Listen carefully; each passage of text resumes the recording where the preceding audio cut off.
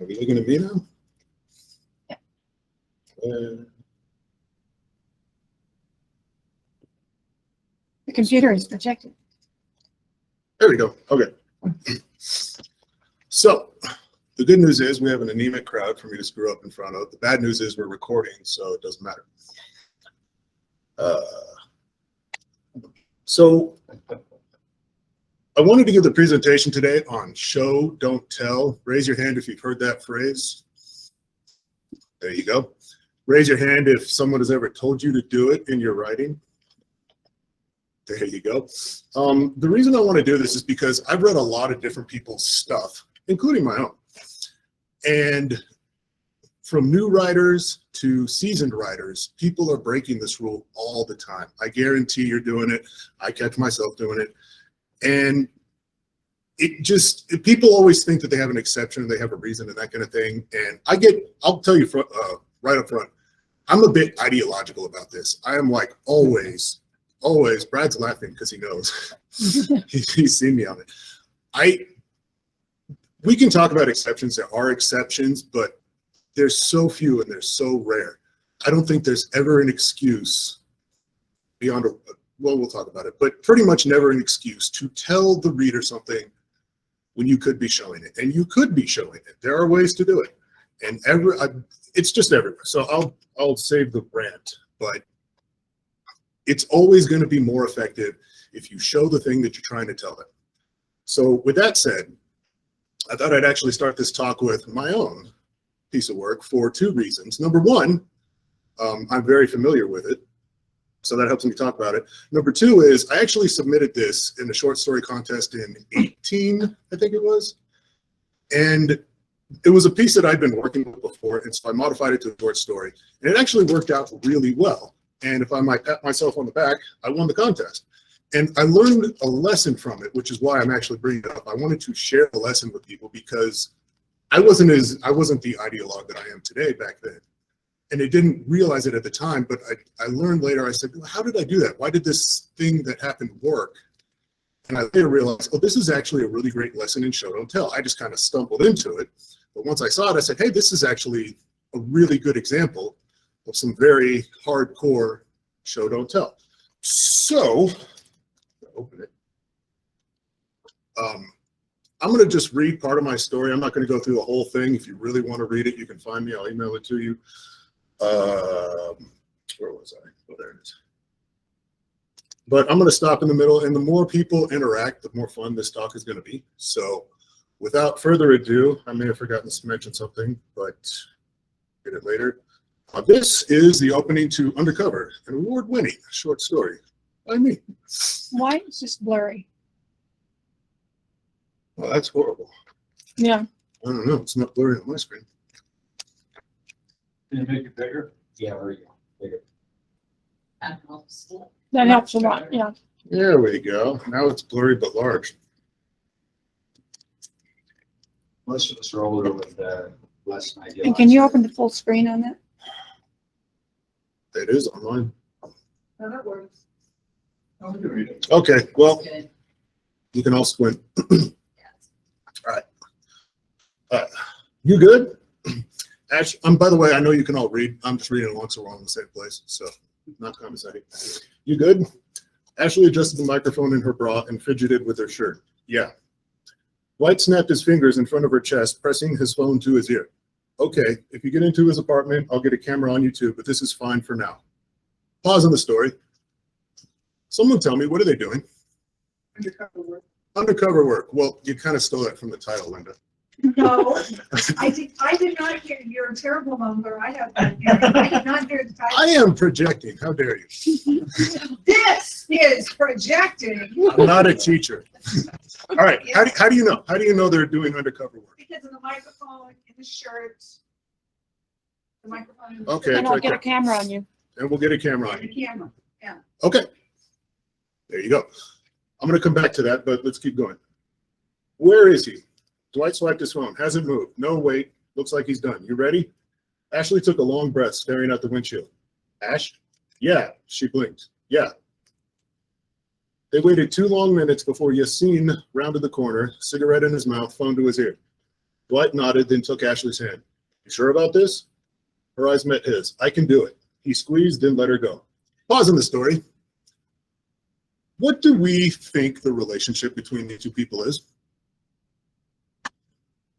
Good friends or more? Partners, Detective and partners, detective partners.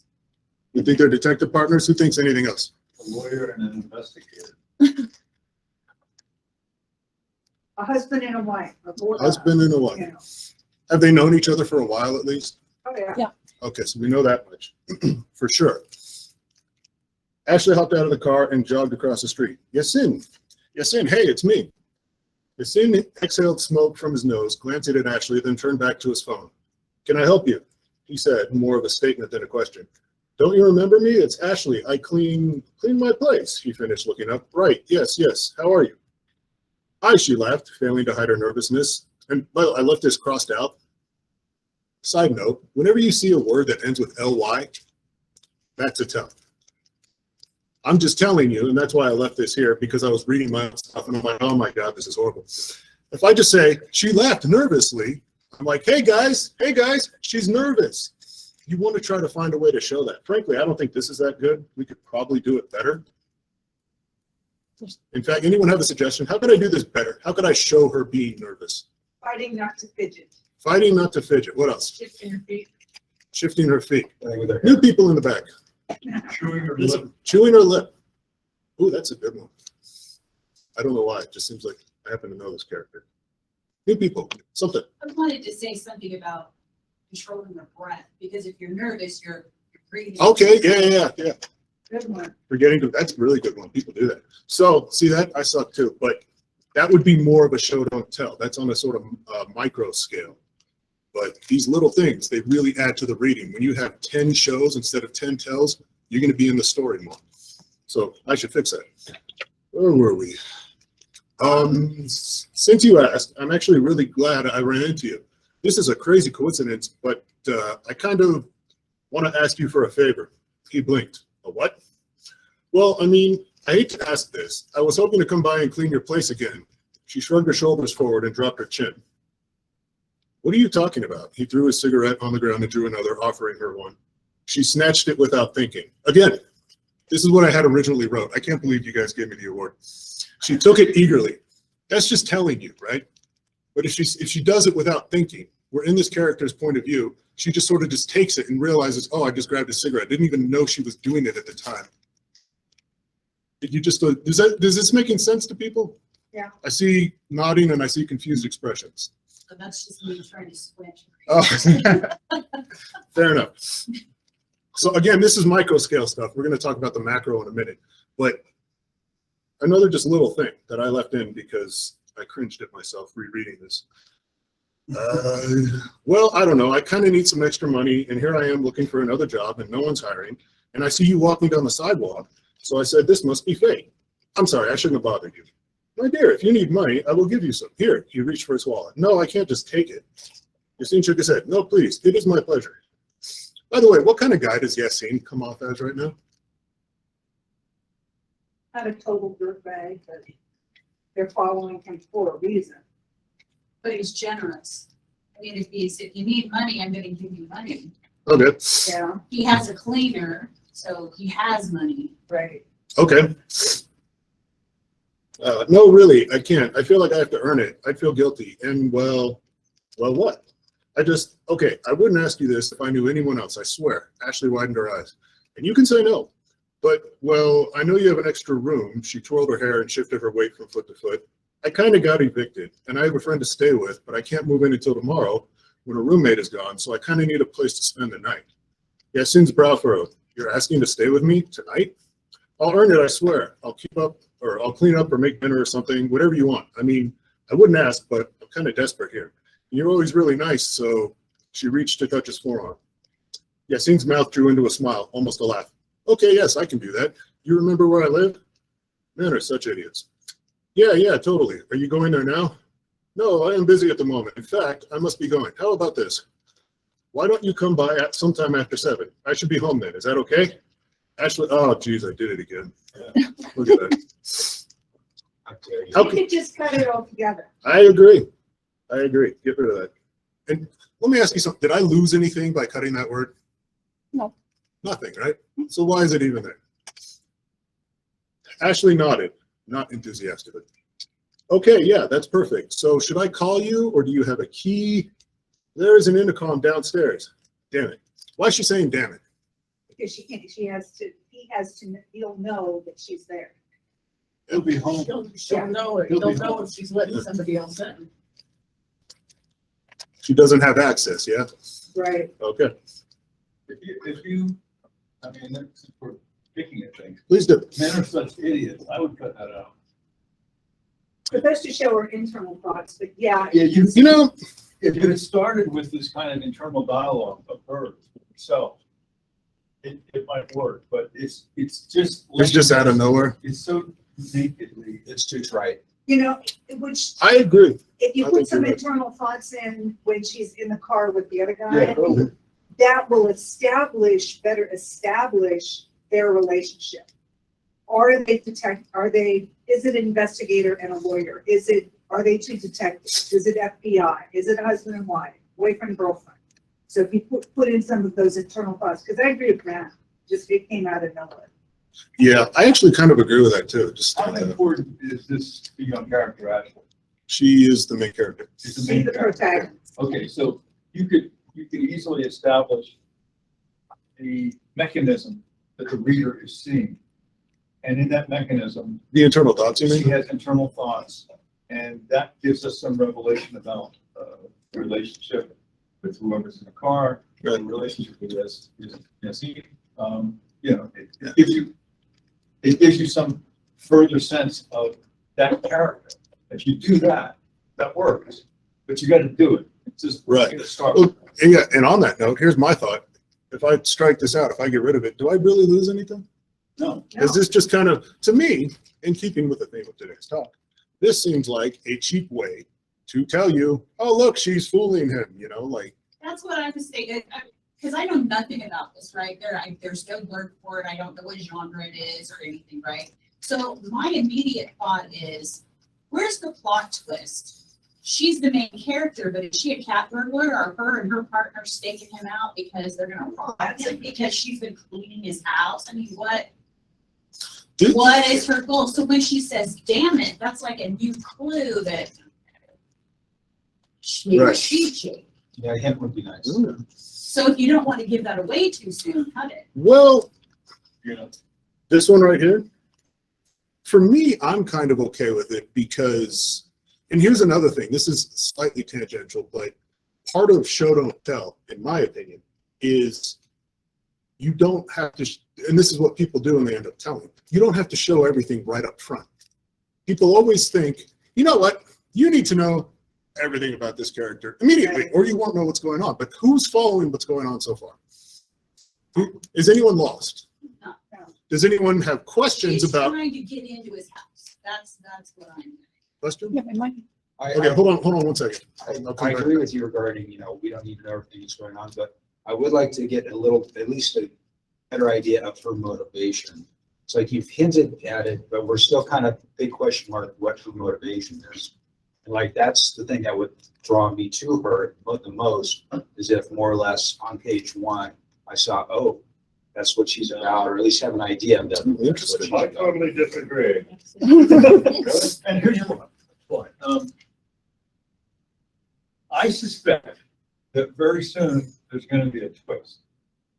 You're setting up the twist by not revealing too much information. You've got the characters in something, and each of us has made an assumption. It's 2 cops, it's a lawyer and a client, it's a husband and wife, they're cat burglars, whatever it is that you're thinking, that's fine. We're going down the primrose path, we're getting information about the plot, we're getting information about the characters, but we don't know the motivation of the characters. We don't know if Yassine is a good guy, bad guy. We don't know if the people in the two in the bar, are they good people, bad people? We don't know. So at some point soon, we're going to find that out, and it's going to do this to your head, because whatever you were thinking is going to be something different. And this, And I think that's very skillful. why, thank you, Matt. You're welcome. But part of, and this is a little more nuanced or advanced or whatever the correct word is, but, and by the way, this is all my opinion. So if you all disagree with me and want to tell everything on the page, go ahead. Who the hell am I? But I really believe in this, which is why I wanted to give a talk. So yeah, feel free to disagree. Feel free to be like, that guy's full of it. He doesn't know what he's talking about. But at least have a perspective on it. So I meant to mention that up front. So yeah, that's part of the idea here also, and part of a nuanced part of show don't tell, in my opinion, something I learned early on from people who were better than me. You only reveal so much. You only show the reader so much at a time anyway. They don't have to see everything immediately. You don't have to, again, and this is what ends up being telling. People hit a point and they're just like, I think I need 3 paragraphs of this person's backstory to really inform you why my romance character is lonely or my detective cop is an alcoholic or whatever. And you don't need to do that. So anyway, we can go on. I am definitely getting rid of this though. So good call, guys. I didn't even do that myself, but it always kind of stuck out. Are we here? Yeah, damn it. Okay, great. Thank you so much. You have no idea how big a favor this is. He flicked his lighter. My pleasure. And you know what? We're getting rid of that too. You lit a cigarette, then his own. Okay, I'll be there after 7. You're not messing with me, right? Yes, after 7. Now, sorry to run off, but I must be somewhere. Thanks, Ashley called as he hailed a taxi. She walked the opposite way, hands trembling as she sucked on her cigarette. What's Ashley's emotional state right now? She's coming on her adrenaline. Right. Coming off the high. All right. By the way, do we know, has everyone realized why I keep stopping and asking you guys these things? No. The reason I'm doing that,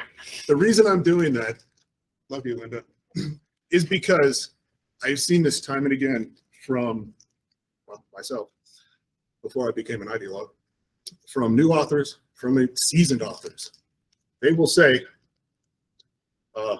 something is blatant sometimes. And look, first drafts are fine, first drafts. But they'll say something as blatant as Ashley was nervous. Well, yeah, we can see that though. Ashley, how would you even phrase that? I struggle to do it this bad because I've burned it out of myself. Ashley fought to not feel so nervous. Ashley felt the adrenaline dump, whatever it is. Feeling an adrenaline dump is better than was nervous. But pretty much every emotion has some physical manifestation.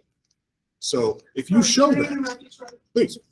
Okay, I brought this for the critique group, but this is the best. It's called the emotion thesaurus. You talk about, it's got a list of emotions in here, and it gives you the physical signs, the mental responses, the internal sensations, cues for long term, and cues for suppress. So this, it is dog-eared for a reason. It's called the emotion thesaurus, writer's guide to character expression. I've never heard of that, but I want to look at that later because frankly, I find myself sometimes doing kind of the same ones over and over, and I got to be like, I really got to have them stop. And whatever. And as long as I'm interrupting, these same authors have put out 2 other books that aren't as good as this, but then they also came up with the conflict thesaurus, which I'm going to get. Interesting. Okay. And they're available on Kindle. I want to look at that after I'm done with the Emery kid. One of the ways to accomplish that as you write it is just think of your senses. Yeah. And just change your senses. For instance, the image that came to my mind with this character was wiping her sweaty hand down the side of her jeans. Or sweaty hand because she's got the cigarette. Yeah, anything, but sweaty hand is one issue. It could be she blinks her eyes more frequently. Think of your senses, touch and smell and other things. And that focuses you on some part of your body, and then think of what you should be doing with that part of your body that would suggest that she might. It's just a little trick that, I think helps me. Another little trick I like to do too, you got to be careful not to overuse it, but certain people have certain tips, certain things that they do. So I'll take 1 or 2 that a character just always, like one character is just always tapping her foot or something. You can do that. Don't overdo it. Your critique group will let you know when you overdo it. But And it can be, it's like a tell for that parent. Right. yeah, pretty much. And if you're really clever, maybe you have like a spy character or something who makes her tell the thing that no one can see. You know, develop some character. But anyway, okay, hailed the taxi. She walked the opposite. I hate this paragraph, just for the record. Maybe you guys can tell me how to do it better, because it feels kind of cheap, like kind of a half show, half tell. She walked the opposite way, hands trembling as she sucked on her cigarette. Then, remembering a hand that had handed it to her, Missing a word. that it. I like contractions. Remembering. No, handed it and- to her. And it handed- Well, She sucked on the cigarette, so I think he's thinking about the cigarette. She's thinking about the cigarette. And Yeah. a cigarette. the same hand that, yeah, And maybe gave instead of handed. yes. I thought that was sloppy. Yeah. So many Yeah. hands, one sound. No. Remember the No, hand no, that no. gave it to her. There you Yeah, I hate repeated words. That's in Thank the you. wrong place now. And which we gave- go. That's okay. We know what we're doing. It's the same It's the same hand that held the knife dripping with blood. She ripped it from her mouth and threw it to the ground. Dwight's car appeared at the end of the block. So now what do we know about Yassine? So she witnessed the crime. She climbed in. Why are you looking at me like that? What, did I do something wrong? No, you actually handled that really well. Better than actual agents I've worked with. All right. What does he do? She's a CI. Right? No, she's a citizen, yeah. She's witness. a witness. She's a Well, witness, or she's the housekeeper. She witnessed it, right? She's not, Yeah. she's not actually. She's not an agent or Right. an No, investigator of she's not any actually kind. trained. We don't know yet, but we have a better sense that she's. She's, Isn't showing not telling fun? Everybody's engaged in talking about this. This is working out better than I thought it was going to. Despite some of these. You guys are helping. Yeah. No, I'm just having fun. Take a pity on you, I'm man. watching people actually work through it, and I'm like, hey, something's working here. More than I intended, so that's fun. No, you actually handled it better than. Are you just saying that? Dwight took a measured breath. No, wish you could have just offered to clean though. Sorry, no, he wasn't going for it. You did the right thing. Ashley couldn't hide her smile. You're going to need an excuse to leave after you copy his hard drive, though, and it has to sound legit. Hey, what are they doing? They're gonna copy his hard drive. Thank you, Linda. I only read it. Ashley thought a moment. I think I can handle that. It can't tip him off, and you realize he already thinks he's going to sleep with you. Maybe I just will. Dwight glared. I'm being serious. I know, but that's perfect. I'll just act uncomfortable and say I changed my mind and leave.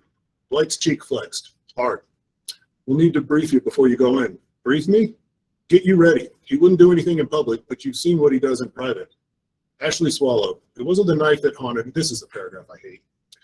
It wasn't the knife that haunted her, or even the severed head that Yassine held so proudly in front of the camera. It was the screaming. That horrible screaming when he sliced and sawed and forced the blade through the journalist's neck. Ashley could never escape that sound. You can still back out, Dwight said. Ashley let the. I would change the white set. I would change that to, I would give him an action. Maybe he reaches over and touches her arm. Maybe. Yeah, I agree with that. Said, I mean, because she's, you know, She's back in the horror. yeah, she's back in the horror. And And Dwight, the said, just, you know. yeah. How about that? How about Gates? Hmm. Because I'd like to see you soften your eyes.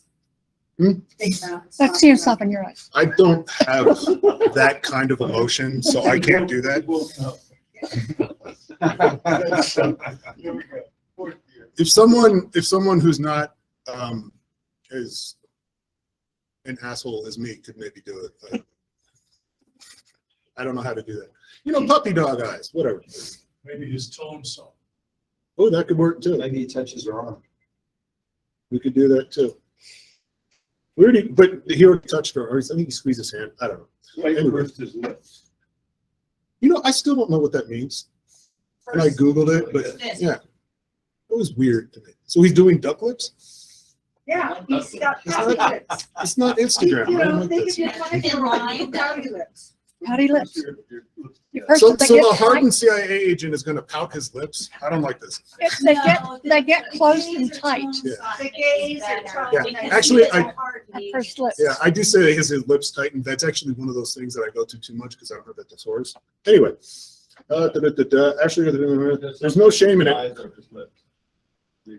Dwight pursed his eyes. There's no, you can back out, blah, blah. There's no shame in it. I signed up for this. You didn't. Is there any question left what Ashley's And situation is? you'll never stop. Ashley shook her head, but then you'll never stop them. So I'm going to stop there. If you want to read the rest, you have to ask nicely. So we did a bunch of micro stuff, but on the macro level, we've already kind of go over this, but what does Dwight do? He's an agent. Anyone, someone who's not Linda, give me something else about Dwight. Look, you're doing great. It's just no It's one not else. recovering. I know. I want other people to do well too. You're not answering. First your lips, Linda. Her eyes struck. Her eyes- She gazed hostilely at. No, not hostilely. Hostilely. That's why I put it in, Okay, we got to strike through that one. just so you'd say that. So, and what do we think their relationship is, by the way? He's a Between, professional and he's taught her to do this. okay, But he cares about her he cares about her. How do you know? because he keeps touching her. Because because he He's said established that. still back out. I don't If think he he didn't cares. care about her, I don't think we know if he cares about her. He wants her to think that. Whether it's Oh, true or not. interesting. Okay. Yeah, I was Okay. gonna say, that's where I'm he's going. manipulative. And so this gets back to the more nuanced part as well. Well, he don't want to lose a witness. Yeah. Well, there's that maybe. But this gets back to the more nuanced part of show don't tell also, I think, is that you don't have all the answers, but you've seen hints at the answers. And to me, that's more intriguing. And I'm watching you guys all sit around and talk about it and try to figure it out. It seems to be more engaging. So I think it's working. Pat on back. But there you go. So how soon did we kind of figure out at least, Dwight seems like the guy who has maybe a badge, probably a gun. Yeah. Was that evident? That was evident in the first couple of paragraphs. First couple paragraphs. Yeah. How soon was it evident that Ashley was not? Until she got back in her car. Okay. Where did I tell you that she was a civilian? Other agents, I didn't- actual agents. I didn't tell you that. Dwight Yeah, told you you that. did, Dwight told you that. whatever. I showed you that is what I'm getting at. Um, You lose. Purse your lips. uh, So here, excuse me. Here's the bottom line that I wanted to get to when I did this is when I was reading over this sometime later and cringing at my ly verbs and all that stuff. The reason this short story worked out so well, I think, is way back when the first time I ever decided to try and write a book because it just kind of I had a scene in my head and I started going with it. I was writing a book and I was just writing random scenes. I had no idea what I was doing. This was a particularly accidental good piece that I put together. It was way better than the crap I was making at the time. So I always had it in my head. I always held on to it. But when I wrote this, I didn't really even know what the plot of my book was to show you how bad I was at this. But when I wrote this, it was intended to be somewhere toward the end of the book. We're talking end of Act 2, Act 3 sort of thing, leading to the climax of the book because you got to get the stuff and get off the hard drive and all that, set them up or whatever they're doing. I'd never actually decided. And so writing this scene or series of scenes, you already knew all about Dwight and Ashley in that scene. You knew that he was a terrorist. You knew he was an agent. You knew that she had found out that he was an agent. All of these things had already been established on the page. The reader would have known. When I made this story, I didn't bother going back, and this is the thing, and this is what inspired me to want to give this talk is, I didn't go back and do the thing that I see so many people doing, where we would, for instance, somewhere probably, it's really hard to see this so big, probably right around here-ish, we would stop and Dwight swiping at his phone and they'd be like, Dwight had been with the agency for 9 years. He blah, blah, blah, blah, blah. And then when he Yeah. recruited Ashley, he never expected to have such strong feelings for her. Blah, blah, blah, blah, blah. This is what they have been doing. Next paragraph. Ashley had always done it. And it's like, yeah. Right. and because I had been so far along in this book in my head, I didn't need to tell you that. You had already seen it. You had seen her find out what he does the hard way because guys with guns showed up. You had seen them having their relationship with the ups and the downs and him struggling with using her. That had already happened. And so that's kind of the fundamental, the macro lesson that I learned doing this. Again, I stumbled into this. The macro lesson that I learned was, don't tell me that stuff ever. You don't have to. Never, ever, ever. You just show me them being there. You act as if the reader already knows. And lo and behold, everyone in this room put it together or put enough together. Does it really matter if he was with the agency for 9 years or 11 years? Nobody cares.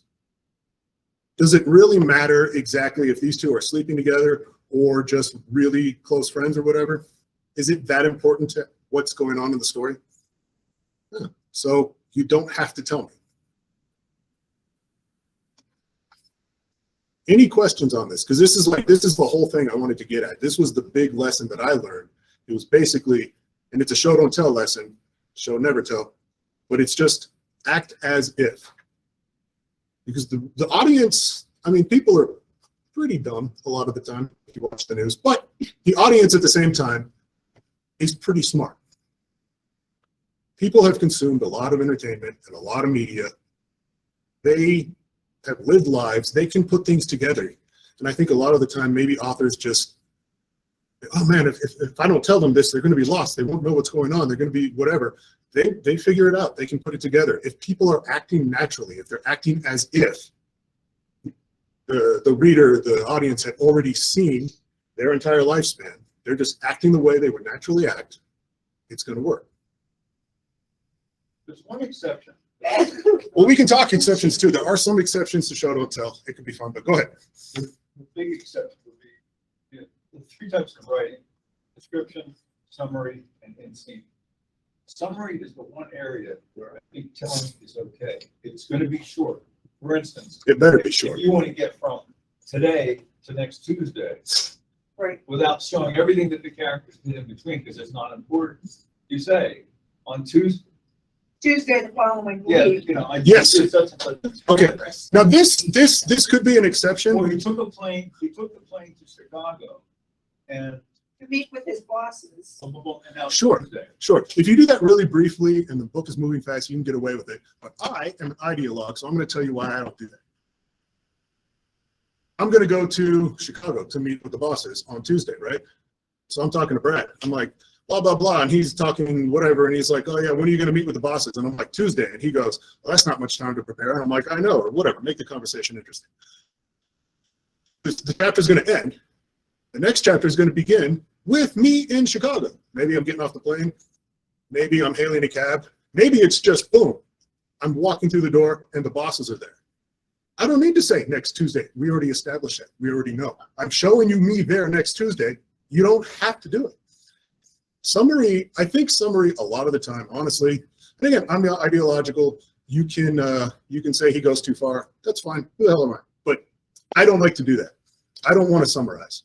I want the reader to be able to figure it out. And if I can't get the reader to figure it out, the odds are I have not written it properly up to that point. Yeah, I agree, especially if you're dealing with like first person.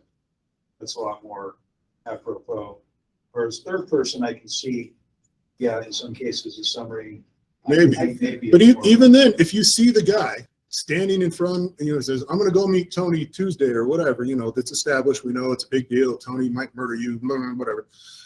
And then you see him in front of Tony. You don't have to summarize. He took a plane to Chicago to meet Tony. We know Tony's in Chicago. There he is. So I've always it's been there. a strong, I've been a strong proponent of show, don't tell. I've done presentations. Every My good point author is this. going to be. There's got to be some variety. Yeah.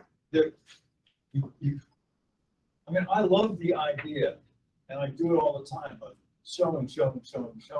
But every so often, I think you need to release the pressure on the reader. Give them a little bit of, it's kind of like when you have an action sequence and another action sequence, you better have a quiet sequence after that. That's- Or some investigation or rumination or whatever to give the reader a rest. And occasionally. That's how I let the pressure off. What? That's actually how I let the pressure off. I try to make a point for that, but that's up. But go on. I'm just saying. I'm just taking the position that you need a little bit of variety. I would say 95% or 90% showing, but every so often, like in a summary situation, I don't need to set up a dialogue with Johnny to talk about going to Chicago.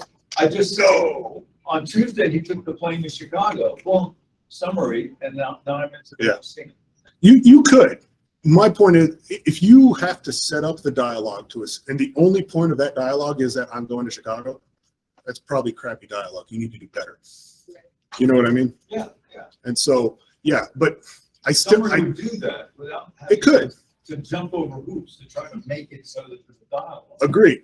I actually agree with that. That's why I think that you should at least try very, very, very hard. That's 3 varies to do it anyway, but do it in a way that it's not, this dialogue is to inform you that I am going to Chicago. That's kind of like a thinly veiled tale anyway.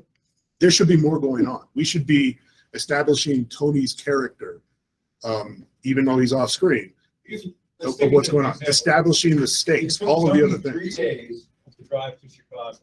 Okay, that's I could the deal with sentence that. Of a new chapter. It took Tony 3 days to drive to Chicago. When he got there, checked into a hotel and immediately called Gretchen. Boom, scene started. Could be. Or, Tony's going to Chicago now? Whatever. Tony gets out of the car, stretches his back, and mutters to himself 3 days in that thing, or whatever, right? Takes just as few words. Or, you see what I'm saying though? Yeah. So I prefer the latter. What I'm saying is if you constantly do that, there's this constant. If you took the other way and say, it took him 3 days to drive to Chicago, checked into a hotel called Gretchen, boom, scene starts. Do that. There's a little bit of relief. It's like the reader goes back to something that's a little bit more familiar, a style of writing that's a little bit more familiar, because let's face it, in newspapers, magazines, on television, talking heads, there's a lot of telling. And people are used to that. Now you're putting them in a situation where they've got to think constantly. They're constantly having to engage. When you're showing, you're not giving them conclusions. You're not saying it was a hot day. You're saying the sweat dripped down his neck into his shirt. You wondered if he'd make it through the day.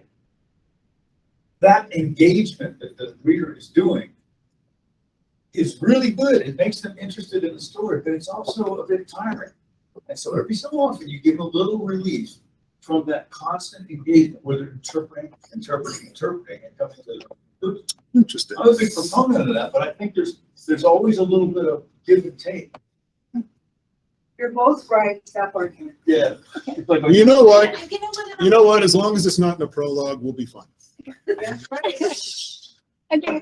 There's a to history. kind of comment. Renee, yes. Renee's As got I'm some. looking at this, in a lot of ways, this is exactly like a screenplay. And that's, honestly, that's kind of what I go for. And again, I told you, I You're a preface this. minimalist, yes. Yeah, people tell me all the time I'm very sparse. And so, like I said at the beginning, we're talking, we have a New York Times bestseller disagreeing with me. So take that into account. What do I know? This is just how This is your stuff. yeah, this is how I like to do things. And at the very least, if you're like, all right, I'll take 75% of what that guy said and then, whatever, that's fine. But I take it to the extreme. I think that most people should at least aspire to, because again, I'm going to harp this because I see it. And if anyone in the audience thinks, oh yeah, he's read my stuff, he's picking on me. No, I'm picking on everyone, because everyone does this way too much. You just tell and tell and tell. And if that's in the first draft, go for it. If it's in the draft, you're like, I'm going to submit this to an agent. No. There You need to get rid of are, but there are the times when you can use an LY. Yes, rarely.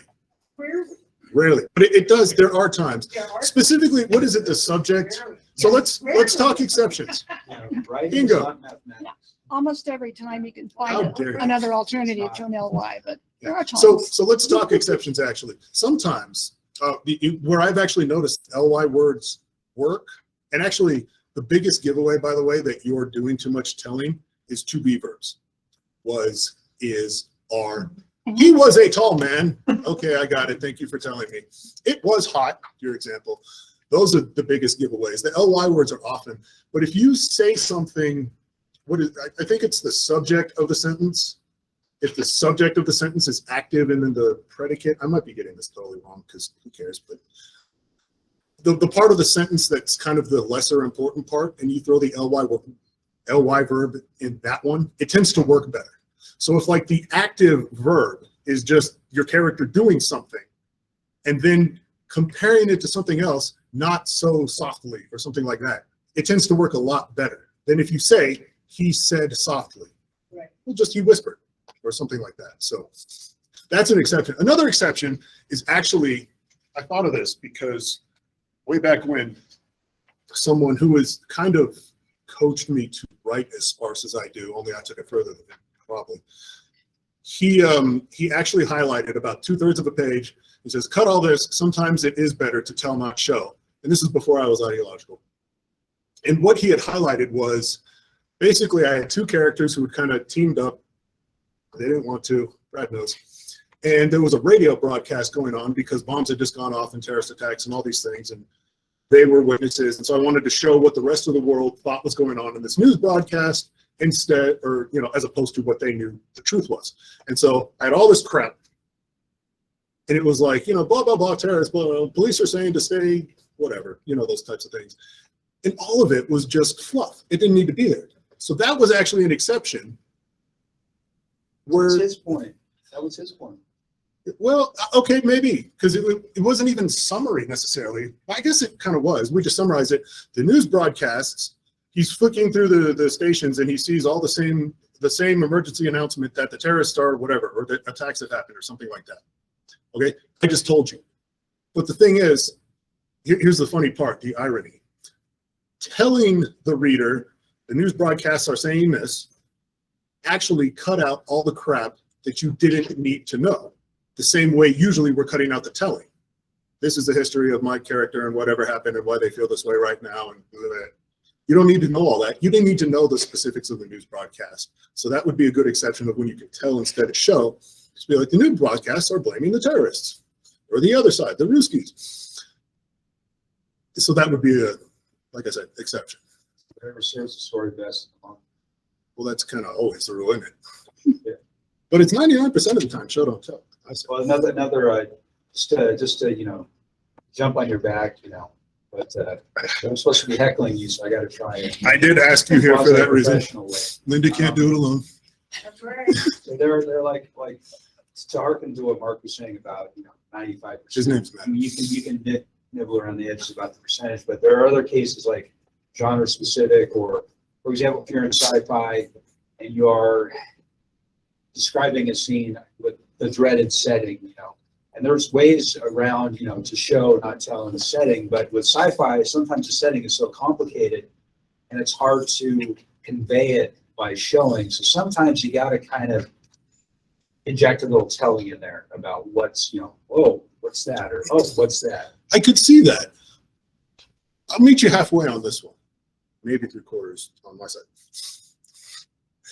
So here's actually sci-fi setting is a good example. Here's another one, and this came up in this room once, I don't remember when, where we were talking about like describing what someone wears. And it was, I think you might have said this or something, that we love it, you know, this is just the genre, and we love seeing, you know, like the thick paragraph of what some woman is wearing.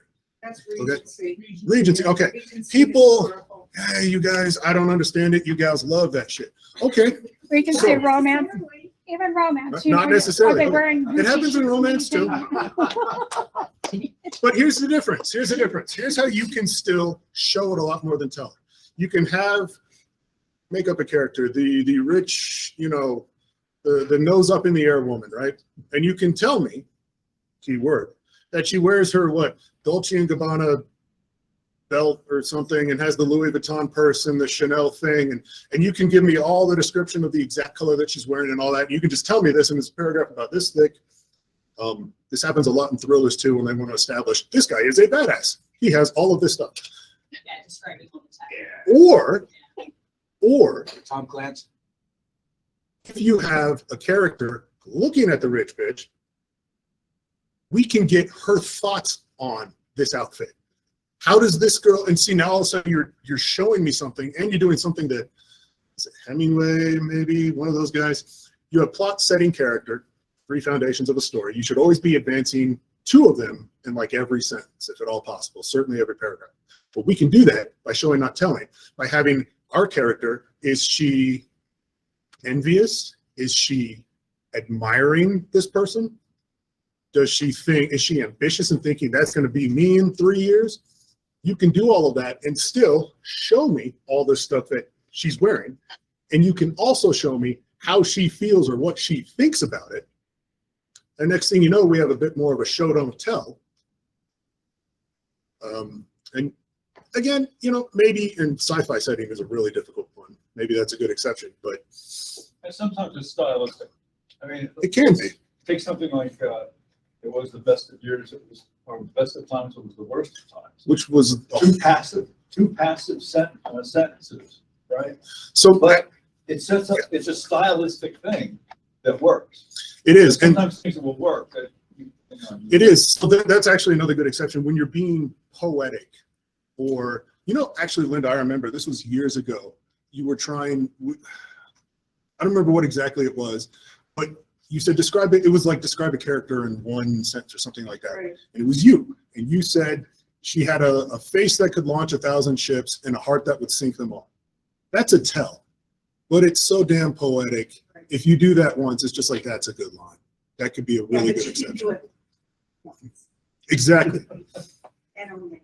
It's good style. You can't keep doing that, but there's your one exception. Another one is if you have a first person point of view and they're talking to the audience, you know, like the real, as long as they're engaging, you like this person, it basically comes off as dialogue, whether or not it technically is with quotation marks. And so it just kind of counts that way. And then you can get away with it that too. Like the person just stops and is like, this guy was blah, blah, blah, blah, blah. And it's amusing. That's an exception as well, because again, it comes off as dialogue. It almost isn't telling so much in that lecture sense. You're just like sitting down with this character and they're just talking to you. So that would be a good exception too. Anyway, so we have some examples to play with if you want, or I've already taken up an hour, so we might just move on to you. If you want the rest of my story, you have to ask nice. And questions. I think we've had a bunch already, but we'll do Q&A if anyone wants. All righty then. Matt's turn. Whose phone is on? Why? You got a problem with that? Actually, that was perfect. It was a ta-da at the end of my talk. I like it. I just couldn't, yeah. No, Matt, my phone.